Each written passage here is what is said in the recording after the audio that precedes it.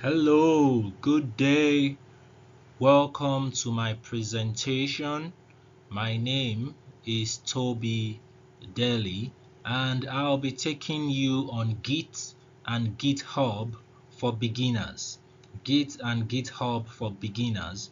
Introduction to Git is what we'll be discussing, and we'll also be looking into version control and why it is essential for developers. Why Git version control are essential for developers. Now, what is Git? You could have been hearing about Git, about GitHub, so we are going to briefly explain that in our presentation today. What is Git? Git is a version control system. Git is a version control system. What does it help us to do? It helps us track changes in our code over time. It helps us to track changes in our code over time as we write different codes and we are pushing it to GitHub and we are committing it to our repository on GitHub. It helps us to track what we are doing. It helps us to track the changes that we have made over a particular time frame in our code, in our project. It also allows multiple people to collaborate on a project. So Git allows two or more people to collaborate on one project from wherever they are around the world. That is remotely. Someone can be in the United States, another person in Nigeria, another one in Australia, and they can contribute together to a project using Git. This is one of the things that Git does excellently well. So in our next slide we'll be looking at what is a repository. I mentioned that in the previous slide just now. So what is a repository? A repository is a folder containing all project files and history. So a repository is just like a folder that you have on your system that contains different files, contains different documents and all that. But in this case, it contains your project files, everything that has to do with your project, like the codes, images, media, different things like that. And it also contains the history of your project, that is the work you've been doing, the commits you've made, all that you have been pushing to your GitHub. It will give you a breakdown of the history of your projects. Now, a repository is also it can be stored on your computer locally. So we call that a local repository. So a local repository can be stored on your computer, just like I mentioned that a repository is a folder that contains all project files and history. So it's just like a folder, and that same folder you can have it on your system. And a remote repository can be hosted online in GitHub, on GitHub, GitLab, or Bitbucket. So your remote repository can be hosted online. Remote in the sense that it is right there on GitHub. In this case, I'll be mentioning GitHub more because I have more experience with GitHub. So your repository can be remotely on GitHub, and you can access it from anywhere around the world. Anywhere around the world. That is what the remote part is all about. So the local repository in your system, you can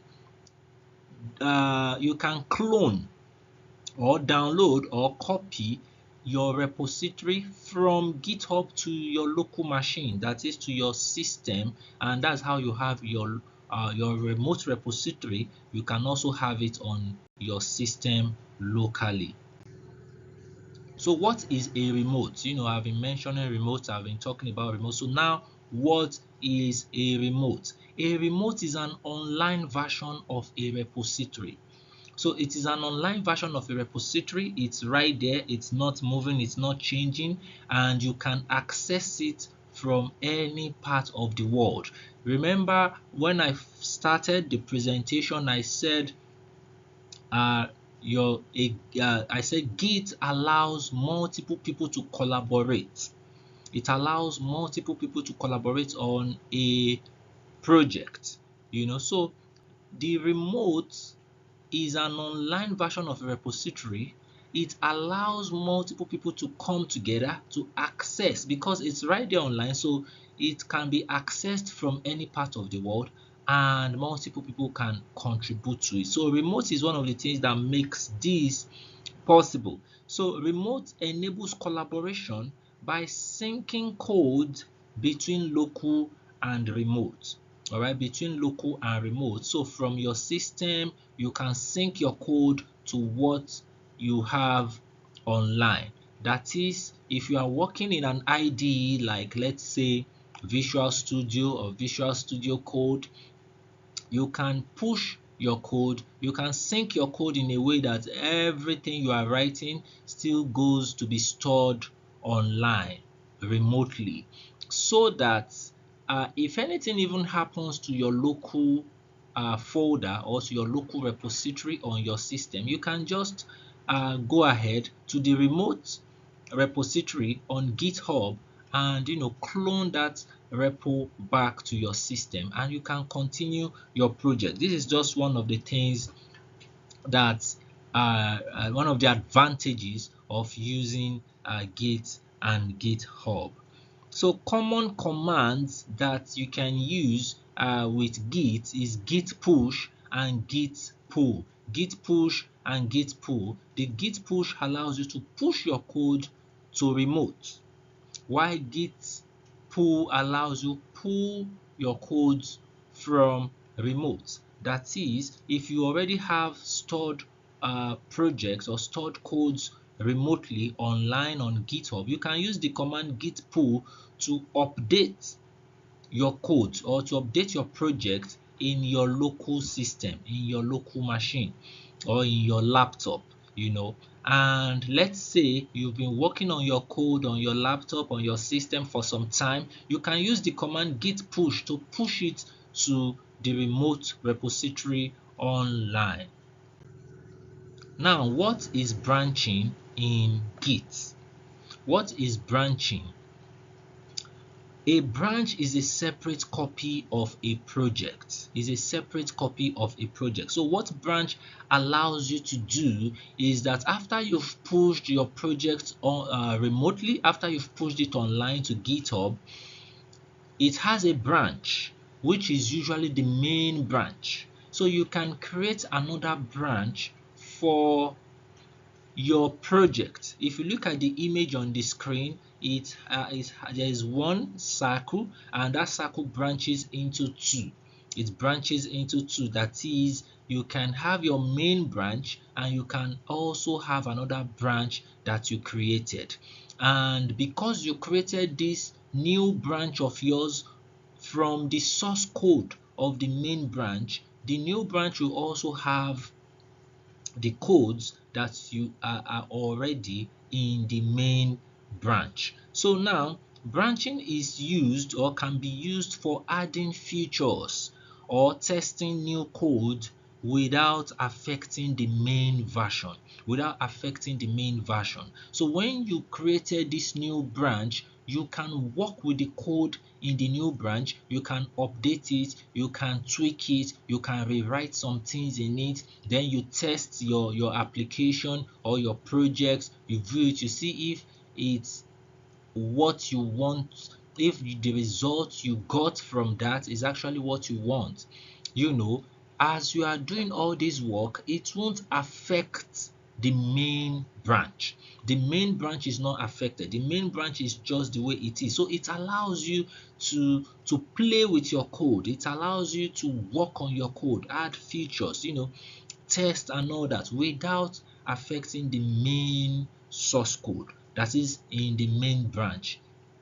Also, when we are talking about branching, we use commands like git branch and git checkout. So in your terminal, in your Visual Studio or your Visual Studio Code, you can know how many branch or which branch of your project you are actually working on by running the command git branch. So when you run the command git branch, it lists out the branches that are available in your project, whether it is 2, 3, 4, 5, or 1, and it will put a dot in front of that branch. So you use that dot to actually know that, oh, I'm actually working from so so so and so branch. So that's what git branch does.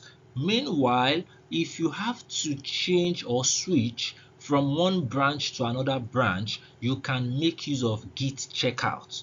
If you run the command git checkout, it helps you switch branch. For instance, let's call your new branch new branch.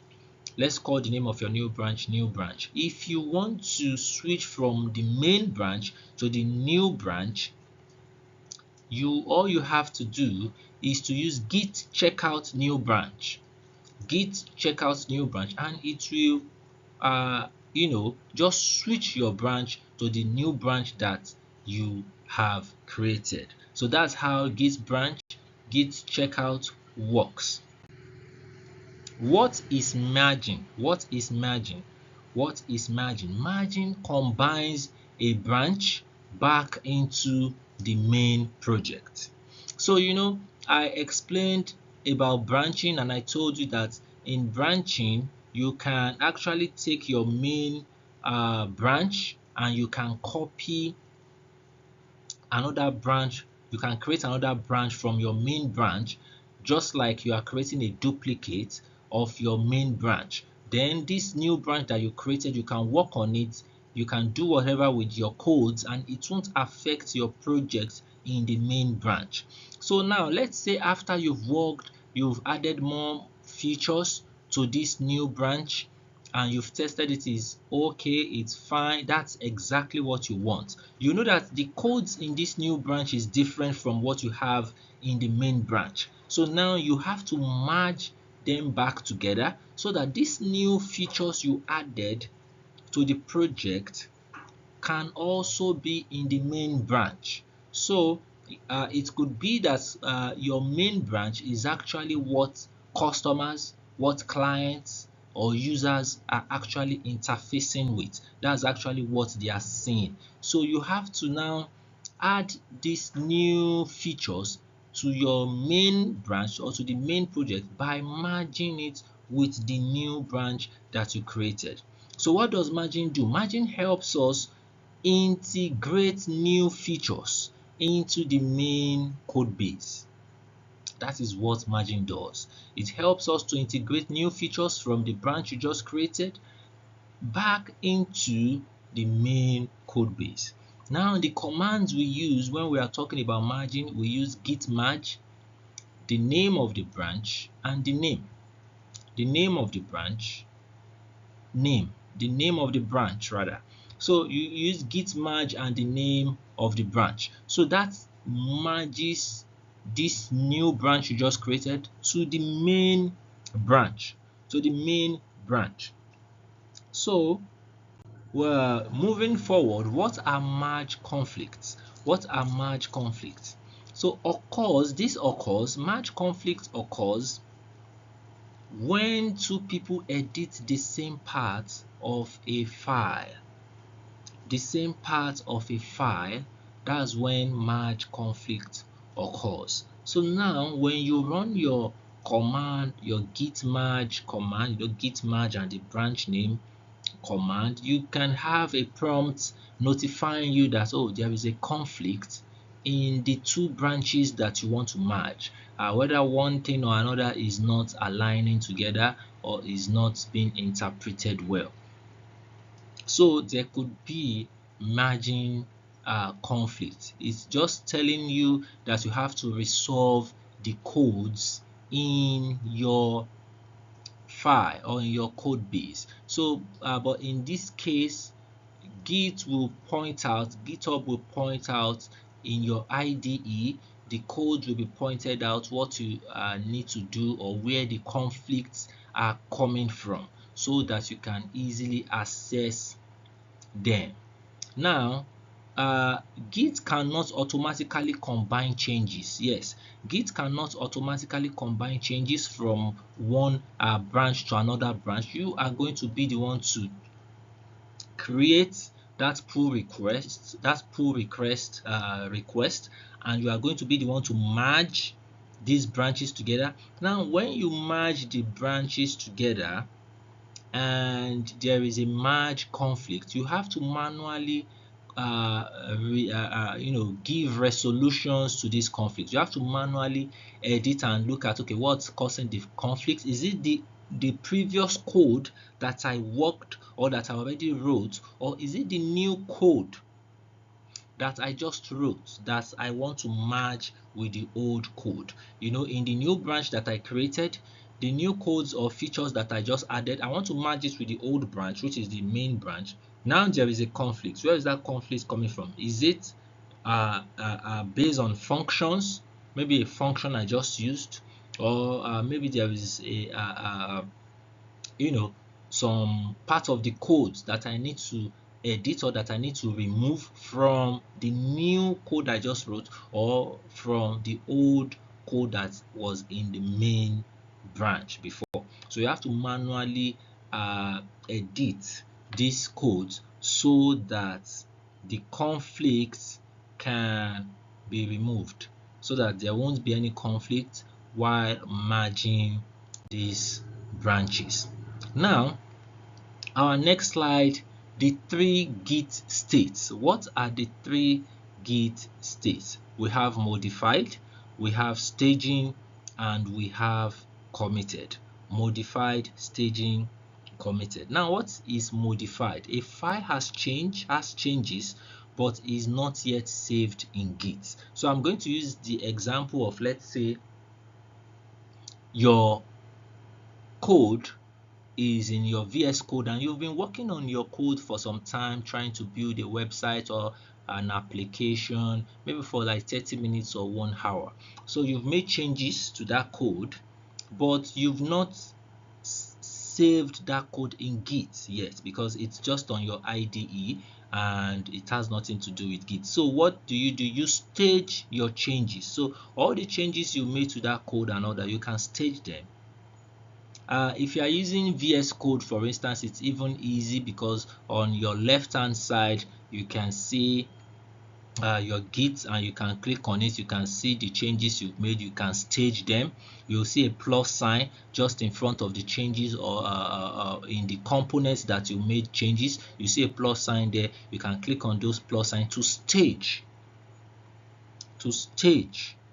those changes. Then after you've staged the changes, what you do is you commit those changes. That is, you explain that, oh, this is what I just did, or this is what I've done to this file, or to these components, or to this project. So if you are running commands, you might have to use git add and the name of the file that you just changed. So, and after you've done that, that's staging. Now you have to commit. And if you are running command, you might have to use git command, then the name of that file. So those are the three Git states that are really crucial to modify. While you are working on your codes, you're actually modifying, making changes to your codes. You have to stage those changes, and you have to explain what you just did in your code. You have to explain, so that when anyone comes across your code, they understand your explanation. They understand the changes and why you made those changes in your commit. This can even help you personally, because you might have forgotten maybe something you did in a project, and by the time you go back to that project, you just read the commit, and you remember everything that you worked on or that you did. So now, in conclusion, what are the Git concepts? Git, like I said, it helps you to work on your code locally, remotely, and it enhances collaboration between two or more people across the world. You can track commits, you can track history, you can track changes that you've made to your project with Git.